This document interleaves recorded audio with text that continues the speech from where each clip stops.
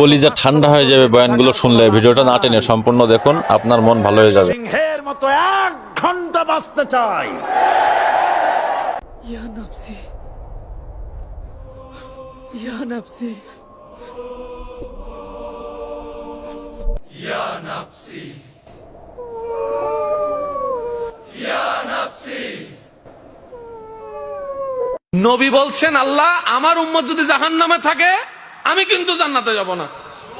আল্লাহ বলছেন আপনি না গেলে তো জান্নাত উদ্বোধনই হবে না। এবারে মামলা কি দাঁড়ালো?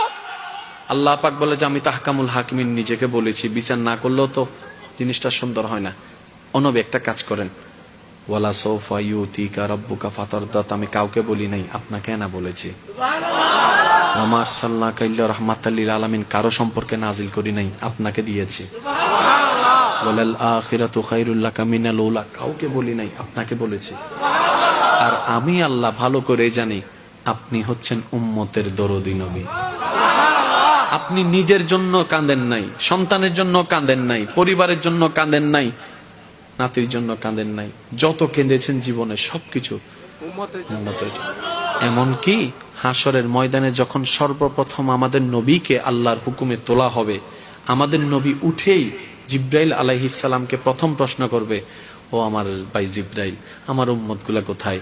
আইনা উম্মতি, আইনা উম্মতি, আমার উম্মত কোথায়, আমার উম্মত কোথায়, আমার উম্মত কোথায়?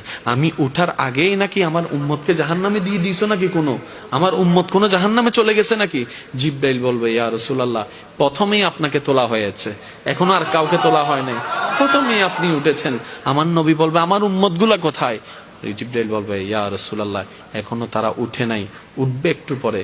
নবী দৌড়ায় চলে যাবে আল্লাহর রহমতের দরবারের দিকে। সিজদায় যে পড়বে একটাই কথা থাকবে, রব্বি হাবলি উম্মতি, রব্বি হাবলি উম্মতি।